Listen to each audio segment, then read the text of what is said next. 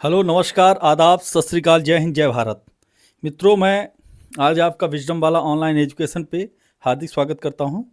मित्रों, आज पिछली जो टेस्ट सीरीज हमारी चल रही थी लगातार, वो इतिहास की थी, जिसमें हमने इतिहास के बारे में पढ़ा है और वर्तमान पे अभी हम आधुनिक भारत के बारे में पढ़ेंगे। तो नेक्स्ट चलते हैं बच्चों, हम लोग अगले सवाल की तरफ चलते हैं।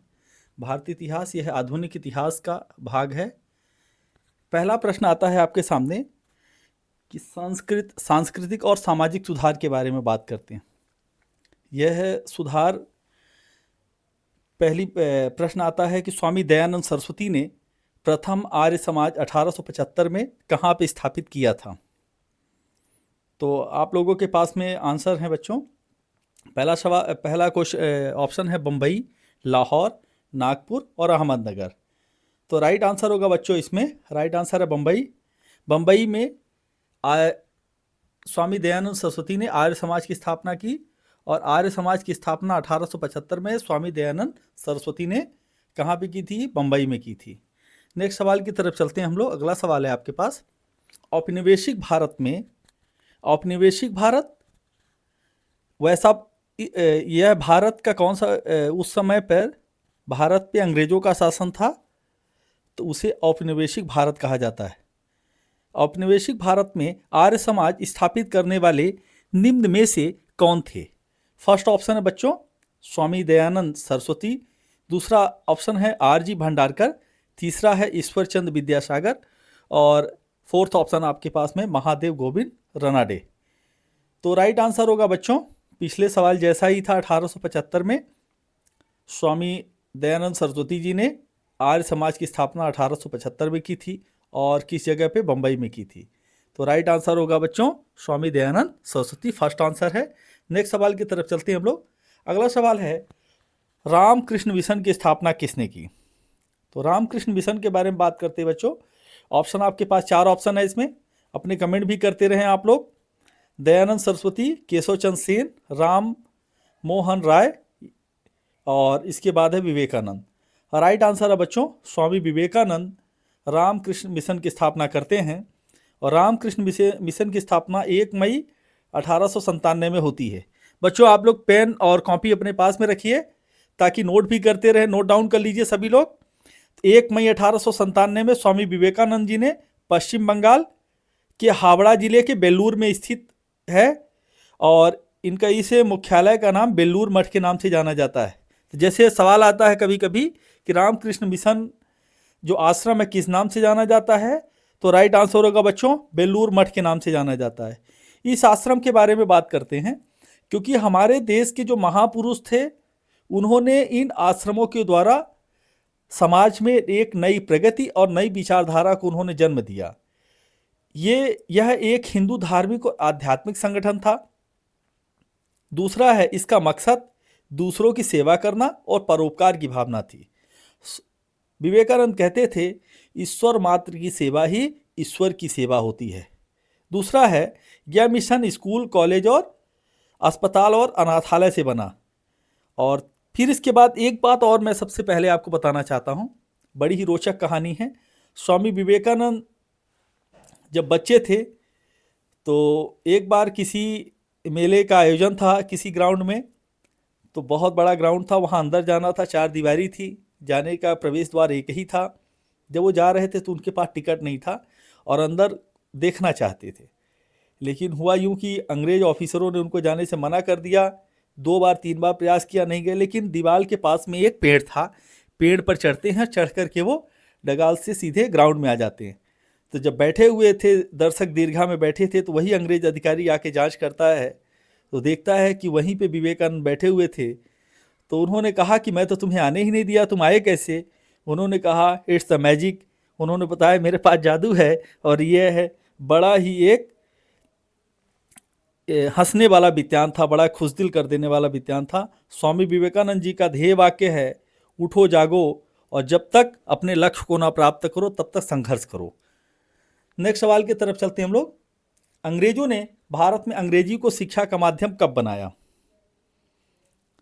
तो राइट आंसर होगा आपके पास में पहला ऑप्शन 1813, 1833, 1835 और 1844। आप लोग अपने कमेंट भी करते रहे बच्चों।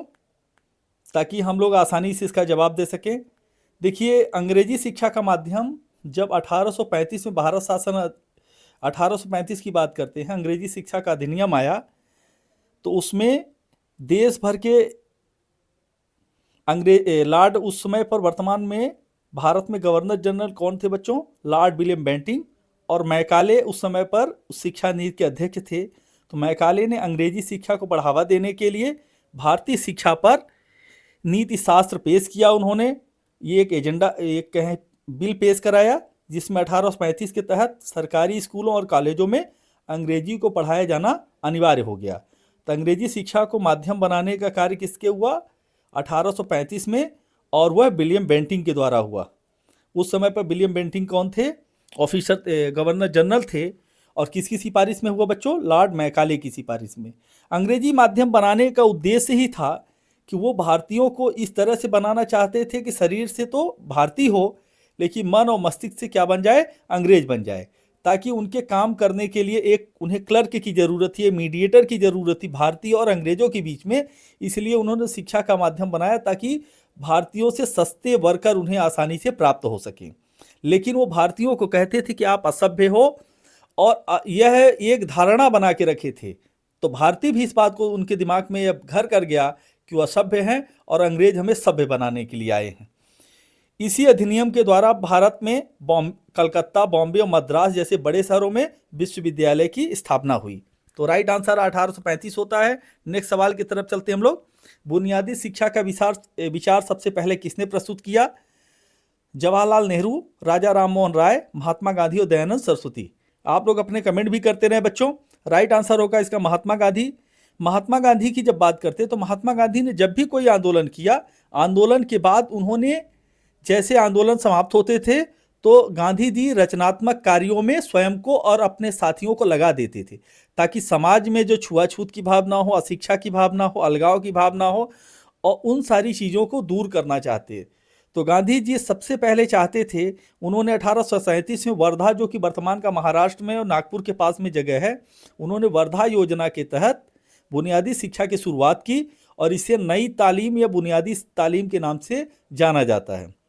इसमें उन्होंने कहा कि गांधी जी के मुताबिक शिक्षा का मकसद बच्चे में शरीर, मन और आत्मा का विकास करना था। वो कहते हैं कि शिक्षा के जरिए व्यवसायिक, सांस्कृतिक, आध्यात्मिक और चरित्र के विकास पर जोर दिया जाए। 3R पे विकास देते। गांधी जी के मुताबिक शिक्षा के 3R थे, आप लोग नोट कर लीजिए। 3R, पढ़ना लिखना अंक गणित की जगह उन्होंने 3H नाम दिया। 3H, H फॉर हाथ, सिर और हृदय, 3 चीज़ें दिया उन्होंने। 3R के बेस पे उन्होंने प्राथमिक शिक्षा, जो बुनियादी शिक्षा थी, उन्होंने 3H नाम दिया। हाथ, शिक्षा और हृदय पर ध्यान दिया।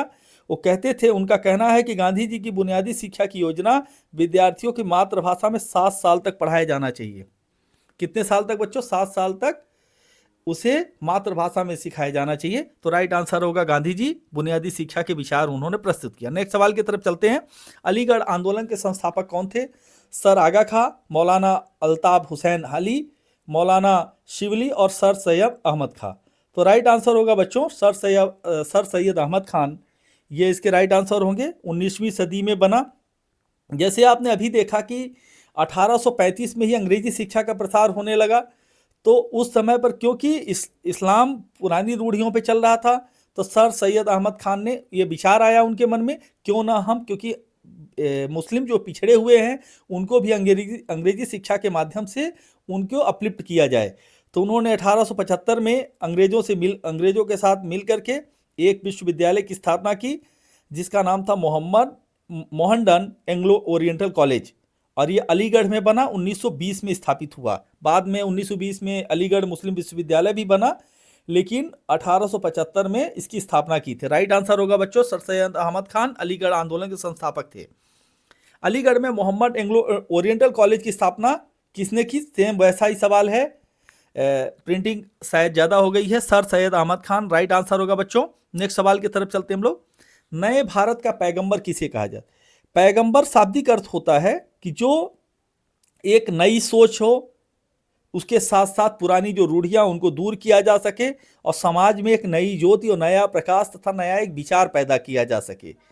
इस तरह से पहला ऑप्शन है दयानंद सरस्वती, श्री रामाकृष्ण और राजा राम मोहन राय, स्वामी विवेकानंद। राइट आंसर है बच्चों राजा राम मोहन राय इसके राइट आंसर हैं। नए पैगंबर कहा जाता है। उन्होंने सबसे पहली बात राजा राम मोहन राय ने भारतीय राष्ट्रवाद का जनक और भारतीय पुनर्जागरण का पिता कहा जाता है।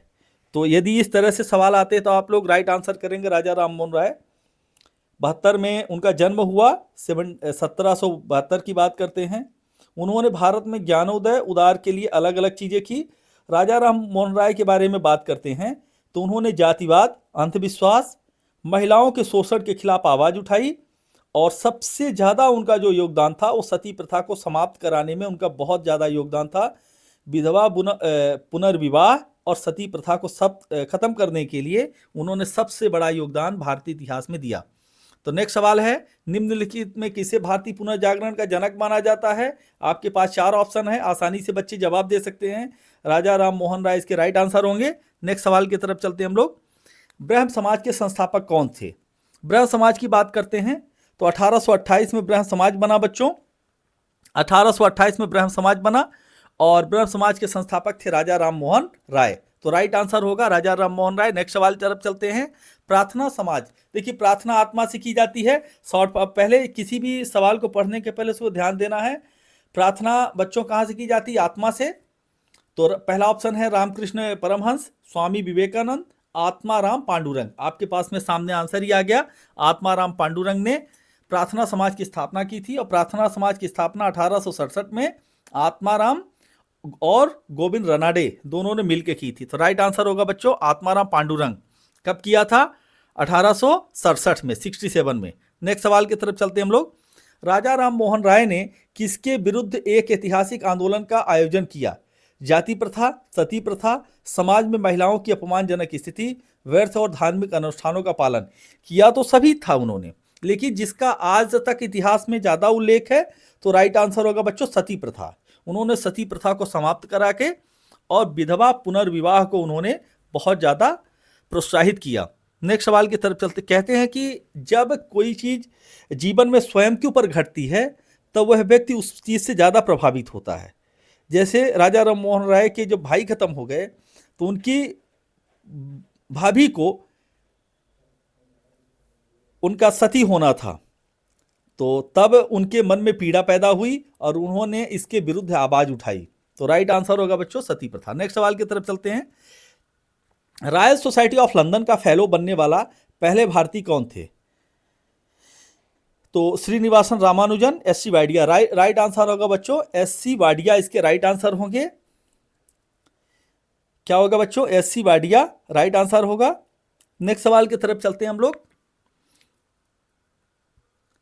पीसी महालोबिस को जानते हैं आप लोग? पीसी महालोबिस भारतीय सांख्यिकी के पिता कहलाते हैं। उपनिवेशी भारत में कोलकाता में एशियाटिक सोसाइटी की स्थापना किसने की थी? एशियाटिक सोसाइटी की स्थापना करने का पहली चीज बात करते हैं हम लोग। विलियम जोन्स, ए ओ ह्यूम, राजा रवि वर्मा और केशव चंद्र सेन। राजा रवि वर्मा के बारे में बता देता हूं मैं आपको। राजा रवि वर्मा ने जो चित्रकारी के लिए महत्वपूर्ण योगदान दिया उन्होंने भारतीय इतिहास में। और विलियम ए ओ ह्यूम के बारे में बताते हैं तो जो भारतीय राष्ट्रीय कांग्रेस बनी उसके पहले सेक्रेटरी कौन थे? ए ओ ह्यूम ही थे। और पहला ऑप्शन है आपके पास में ए विलियम जोन्स। तो राइट आंसर होगा विलियम जोन्स जो हैं इसके राइट आंसर होंगे जिन्होंने एशियाटिक सोसाइटी की स्थापना का उद्देश्य किया। एक्चुअली मैं आपको एक चीज़ बता देते हैं कि एशियाटिक सोसाइटी स्थापना करने का सबसे बड़ा जो उद्देश्य था वो भारतीय जो हमारे इतिहास था उसको उथल पुथल करना भी सबसे बड़ा इनका उद्देश्य रहा। इन्होंने भारतीय जो इतिहास था, पुस्तकें थी, उन्होंने जो संस्कृत भाषा में थी उसका हिंदी इंग्लिश में उन्होंने अनुवाद कराया, ट्रांसलेट कराया। इसके बाद उन्होंने बहुत सारी चीज़ें अपने हिसाब से जोड़ना भी शुरू किया। तो इतिहास में बहुत कुछ इन्होंने उथल पुथल की। इसकी स्थापना की मुख्य बातें थी कि उस समय बंगाल के गवर्नर जनरल वारेन हेस्टिंग थे और इसका जो सोसाइटी का मकसद था प्राच्य इतिहास को बढ़ावा देना। प्राच्य मतलब विदेशी जो इतिहास था उसको बढ़ावा देना, प्राचीन। फिर बात करते हैं इस सोसाइटी ने भारतीय इतिहास को भी प्रभावित किया। इस सोसाइटी ने प्राचीन भारत के इतिहास और संस्कृति का अध्ययन किया। इसके साथ उसमें बहुत कुछ कहीं न कहीं अपनी चीज़ें अलग से जोड़ने की भी कोशिश की। तो नेक्स्ट सवाल है, अगला सवाल है, निम्नलिखित में वह आयोग कौन सा था जिसने सबसे पहले भारत में प्राथमिक और माध्यमिक शिक्षा पर ध्यान दिया? तो आप लोग पहला देख लीजिए, मैकाले आयोग, चार्ल्स आयोग, हंटर आयोग और बेंटिंग आयोग। तो नेक्स्ट आप लोग देख लीजिएगा बच्चों। सबसे पहले हम बता देते हैं, मैकाले आपके पास में 1835 में आया और यह इंग्लिश शिक्षा के लिए मैकाले था। चार्ल्स वुड की बात करते हैं तो यह वुड का डिस्पैच कहलाता, 1854 में आया, जिसे भारतीय एजुकेशन का मैग्ना कार्टा कहा जाता है। हंटर आयोग 1882 में आया। और बेंटिंग की बात करते हैं, बेंटिंग आयोग, इसमें ठगी प्रथा और अन्य चीज़ों का, सती प्रथा, अन्य चीज़ों का विलियम बेंटिंग के द्वारा अंत किया गया। और इंग्लिश तो राइट आंसर होगा बच्चों इसमें, जिसमें बुनियादी शिक्षा के बारे में बात करता है तो वो वुड का डिस्पैच आता है 1854, जिसे भारत का मैग्ना कार्टा, शिक्षा का मैग्ना कार्टा भी कहा जाता है। तो नेक्स्ट ऑप्शन की तरफ चलते हैं हम लोग। सर्वोदय का आशय क्या है? बच्चों सर्वोदय की बात जब हम लोग करते हैं, सर्वोदय का मतलब होता सभी का कल्याण या सभी का उत्थान। तो पहला ऑप्शन संपूर्ण क्रांति, असहयोग, सबका उत्थान, असहयोग। तो राइट आंसर है आपके पास में सबका उत्थान, यह सर्वोदय का है। यह एक ऐसा दर्शन है कि तहत समाज के सभी लोगों में शारीरिक, मानसिक और आध्यात्मिक विकास हो सके। सर्वोदय की अवधारणा को सबसे पहले महात्मा गांधी ने जॉन रस्किन की जो किताब थी अनटू द लास्ट से प्रेरित होकर के प्रभावित हुए और उन्होंने इस योगदान को या इस बात को समाज में ज़्यादा प्रसारित किया। जो विषमता थी उनको दूर करने का सबसे बड़ा उन्होंने प्रयास किया। समाज में समानता लाने पर जोर दिया। सर्वोदय वर्ण बात करते हैं, चाहे वो जाति, धर्म, लिंग, अन्य सारी चीज़ों में समानता का समाज में भाव होना चाहिए। तो राइट आंसर होगा आपके पास सबका उत्थान। सर्वोदय का आशय जो है सबका उत्थान होगा। नेक्स्ट सवाल चलते हैं। 19वीं शताब्दी में सबसे पहले शुरू किया जाने वाला सुधार आंदोलन निम्न में से कौन सा था? 19वीं शताब्दी, अब यहीं पे बच्चों प्रश्न बहुत ज़्यादा मनो आसान सा दिखता है लेकिन कहीं ना कहीं कठिन है। 19वीं शताब्दी का मतलब है कि 1900 वर्ष से पहले, कहने का था 1800 से लेके 1900 के बीच का जो समय होता है उसे 19वीं शताब्दी कहते हैं। तो पहला ऑप्शन है आपके पास प्रार्थना समाज, दूसरा है ब्रह्म समाज, आर्य समाज और रामकृष्ण मिशन। जैसे आपने पहले सवालों में पढ़ चुका है कि आधुनिक भारत का पैगंबर किसे कहते हैं, तो जो पैगंबर होगा वो ही सुधार आंदोलन करेंगे। तो सुधार आंदोलन की बात करते हैं तो राजा राम मोहन राय ने 1828 में ब्रह्म समाज की उन्होंने शुरुआत की। तो राइट आंसर होगा आपके पास में ब्रह्म समाज। यहाँ देख लीजिए ब्रह्म समाज 1828 में बना। प्रार्थना समाज की बात करते हैं, नोट करते रहे आप लोग, नोट डाउन कर लीजिए, 1867 में, और 1875 में आर्य समाज, 1897 में रामकृष्ण मिशन चालू हुआ। नेक्स्ट सवाल की तरफ चलते हैं हम लोग।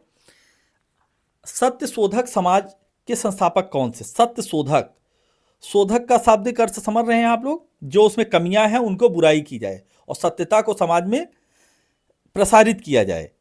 तो पहला ऑप्शन है डॉक्टर बाबा साहेब अम्बेडकर, डॉक्टर आत्माराम पांडुरंग, गोपाल बाबा और फिर ज्योतिबा फुले। एक बात सबसे पहले आप लोग जान लीजिए, किसी भी सुधार आंदोलन करने के लिए शिक्षा बहुत ज़्यादा आवश्यक अंग है। यदि आप शिक्षित नहीं हैं तो समाज में आपका महत्व नहीं है। यदि आज बाबा साहेब भीमराव अम्बेडकर इतने ज़्यादा शिक्षित नहीं होते तो शायद समाज में उनकी स्वीकार्यता नहीं होती। तो शिक्षा, education is most powerful weapon in the world. शिक्षा दुनिया में सबसे बड़ा हथियार है। यदि कहते हैं कि कलम से बढ़ करके इस दुनिया में कोई नहीं, क्योंकि कलम क्रांति ला सकती है। तलवार से आप सिर्फ एक राज्य को जीत सकते हैं और कलम से पूरे समाज और पूरे पृथ्वी में क्रांति ला सकते हैं। तो कहते हैं सत्य शोधक समाज के संस्थापक कौन थे? तो राइट आंसर होगा बच्चों ज्योतिबा फुले। ज्योतिबा फुले 1873 में इन्होंने सत्य शोधक समाज की स्थापना की और यह एक सामाजिक सुधार था जिसका मकसद था शूद्र और अस्पृश्य जाति के लोगों को आज़ाद करना, उन्हें समाज में बराबरी का अधिकार दिलाना। ज्योतिबा बाई फुले की पत्नी सावित्री बाई फुले महिला वर्ग के लिए एक सामाजिक गतिविधि उन्होंने की, सामाजिक चेतना का कार्य किया। तो राइट आंसर है आपके पास ज्योतिबा फुले। उनकी पत्नी का नाम था सावित्रीबाई फुले। गांधी जी का प्रिय गीत वैष्णव जन तो किसने रचा? उनका जो गीत था वैष्णव जन तो तेरे कहिए पीर पड़ाई जाने क्या। ऑप्शन पहला नरसिंह मेहता, प्रेमानंद, चुन्नीलाल और धार्मिक लाल। राइट आंसर होगा बच्चों नरसिंह मेहता ने। यह भजन गुजराती भाषा में था और इस भजन में वैष्णववाद के अनुयायियों के जीवन, आदर्श और मानसिकता के बारे में बताया गया है। यह भजन जब गांधी जी साबरमती आश्रम में रहते थे तो अक्सर इस गीत को गुनगुनाया करते थे सुबह सुबह। इस गीत को बहुत सारे लोगों ने अलग अलग तरह से गाया, लेकिन सबसे ज़्यादा प्रसिद्धि यदि मिली तो वो गांधी जी के द्वारा। वर्षों पहले हमने नियत के साथ एक वादा किया था। एक बात आप लोग जान लीजिए, सबसे पहले जब भी किसी भी कार्य को करते हैं तो कार्य से ज़्यादा उसका उद्देश्य महत्वपूर्ण होता है। उद्देश्य यदि आपका अच्छा है, उद्देश्य में आपकी यदि शुद्धता है, ईमानदारी है और समाज या मानव कल्याण की भावना होती है तो निश्चित है कि आगे की तरफ फलता फूलता है। भारत और पाकिस्तान दोनों एक ही दिन आज़ाद हुए। एक 14 अगस्त की बात करता है और एक 15 अगस्त की बात करता है। तो हम पाकिस्तान 14 अगस्त की रात्रि को ही अपना मनाने लगा और हम जो है 14 अगस्त के बाद 15 अगस्त, यदि मैं कहूँ कि 14 अगस्त रात मध्य रात्रि के जस्ट बाद, कहने का मतलब है 15 अगस्त की वो जो संध्या रात्रि है उस समय पर हमने मनाया। तो वर्षों पहले हमने नियत के साथ एक वादा किया था। तो ट्रस्ट विथ डेस्टिनी, ये जवाहरलाल नेहरू का बहुत ही ऐतिहासिक भाषण था। उन्होंने 14 अगस्त 1947 की रात्रि को दिया था। तो राइट आंसर होगा जवाहरलाल नेहरू। भारत के पहले प्रधानमंत्री रहे, 17 वर्षों तक प्रधानमंत्री का कार्यकाल उनका था। नेक्स्ट सवाल है बच्चों, the Indian war of independence नामक पुस्तक के लेखक कौन से थे? The Indian war of independence 1857, यह किताब विनायक दामोदर सावरकर ने लिखी थी। विनायक दामोदर सावरकर जी भारत के महान वीरों में से एक थे। उनका त्याग और बलिदान भारत के इतिहास में स्वर्ण अक्षरों में लिखा है और वह लोगों के दिलों में है। इन्हें वीर सावरकर के नाम से भी जाना जाता है। यह किताब बहुत से लोगों को नहीं पता होगा, 1909 में नीदरलैंड में प्रकाशित हुई। भारत के इंडिपेंडेंस नामक पुस्तक, यह पुस्तक जो है यह प्रकाशित कर, देखिए कि भारत में उस समय पे कितना ज़्यादा अंग्रेज़ों का तानाशाही था कि हम अपनी पुस्तक भी प्रकाशित नहीं कर सकते थे देश में। तो उन्होंने इस पुस्तक को 1909 में नीदरलैंड में प्रकाशित किया। इसकी शुरुआत में उन्होंने मराठी भाषा में लिखा, क्योंकि वो मराठी स्वयं थे, महाराष्ट्र के थे। बाद में इसे अन्य भाषाओं में भी प्रकाशित किया गया। वीर सावरकर के बारे में कहते हैं कि वीर सावरकर को 50 वर्षों की जेल हुई, 2 आजीवन कारावास मिले। भारतीय इतिहास में पहले ऐसे व्यक्ति थे जिन्हें 2 आजीवन कारावास मिला और फिर इसके बाद यह 12 वर्षों तक जेल में रहे। स्वास्थ्य कारणों से किसी वजह से इन्हें सेलुलर जेल से बाहर कर दिया गया, निकाल दिया गया कठिन परिश्रम का। तो राइट आंसर होगा बच्चों BD सावरकर। किसने कहा था कि स्वाद का वास्तविक स्थान जिह्वा नहीं बल्कि मन है? तो राइट आंसर होगा बच्चों अरविंद घोष, महात्मा गांधी, बाल गंगाधर तिलक और स्वामी विवेकानंद। इसमें राइट आंसर होगा महात्मा गांधी, क्योंकि महात्मा गांधी एक विचारक और दार्शनिक दोनों थे। इसके साथ साथ राष्ट्रीय नेताओं में से महत्वपूर्ण योगदान था महात्मा गांधी जी का। तो महात्मा गांधी जी कहते थे कि उनका मानना था कि किसी भी स्वाद का मतलब है किसी भी बात का जिह्वा नहीं मन होता है। थैंक यू बच्चों, जय हिंद जय भारत। आप चैनल को सब्सक्राइब करिएगा, लाइक करिए, शेयर करिए, ताकि हम और भी वीडियो आपके लिए लेके आते रहें। थैंक यू बच्चों, जय हिंद जय भारत।